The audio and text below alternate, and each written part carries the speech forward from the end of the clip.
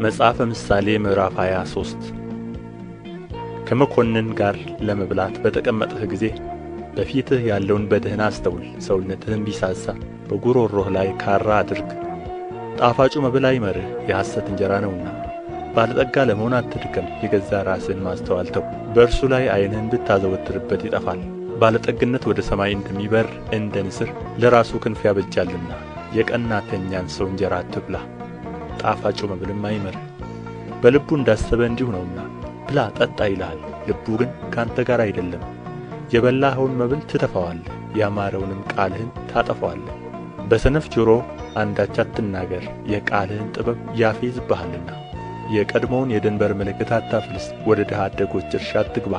ታዳጊያቸው ጽኑ ነውና እርሱም ፍርዳቸውን ከአንተ ጋር ይፋረዳልና። ልብህን ለተግሣጽ ስጥ፣ ጆሮህንም ወደ እውቀት ቃል። ሕፃንን ከመቅጣት ቸል አትበል፣ በበትር ብትመታው አይሞትምና። በበትር ትመታዋለህ፣ ነፍሱንም ትታደጋለህ። ልጄ ሆይ ልብህ ጠቢብ ቢሆን ልቤ ደግሞ ደስ ይለዋል። ከንፈሮችህም በቀን ቢናገሩ ኵላሊቶቼ ደስ ይላቸዋል። ልብህ በኃጢአተኞች አይቅና፣ ነገር ግን ቀኑን ሙሉ እግዚአብሔርን በመፍራት ኑር። በእውነት ፍጻሜ አለህና ተስፋህም አይጠፋምና። ልጄ ሆይ ስማ፣ ጠቢብም ሁን፣ ልብህንም በቀናው መንገድ ምራ። የወይን ጠጅ ከሚጠጡ ጋር አትቀመጥ፣ ለሥጋም ከሚሳሱ ጋር። ሰካርና ሆዳም ይደኸያሉና የእንቅልፍም ብዛት የተቦጫጨቀ ጨርቅ ያስለብሳልና።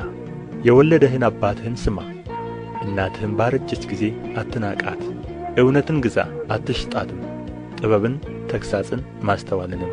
የጻድቅ አባት እጅግ ደስ ይለዋል፣ ጠቢብንም ልጅ የወለደ ሐሴትን ያገኛል። አባትህና እናትህ ደስ ይበላቸው፣ አንተንም የወለደች ደስ ይበላት። ልጄ ሆይ ልብህን ስጠኝ፣ ዐይኖችህም መንገዴን ይውደዱ። ጋለሞታ ሴት የጠለቀች አዘቅት ናትና፣ ሌላይቱም ሴት የጠበበች ጕድጓድ ናትና። እንደ ሌባ ታደባለች፣ ወስላቶችንም በሰው ልጆች መካከል ታበዛለች። ዋይታ ለማን ነው? ሐዘን ለማን ነው? ጠብ ለማን ነው? ጩኸት ለማን ነው? ያለ ምክንያት መቁሰል ለማን ነው? የዓይን ቅላት ለማን ነው?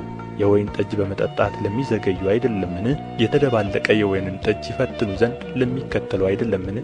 ወደ ወይን ጠጅ አትመልከት፣ በቀላ ጊዜ፣ መልኩም በብርሌ ባንጸባረቀ ጊዜ፣ እየጣፈጠም በገባ ጊዜ። ኋላ እንደ እባብ ይነድፋል፣ እንደ እፉኝትም መርዙን ያፈስሳል። ዐይኖችህ ጋለሞታዎችን ያያሉ፣ ልብህም ጠማማ ነገርን ይናገራል።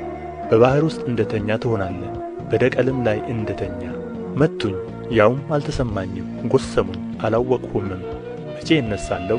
ደግሞ ጨምሬ እሻታለሁ ትላለህ።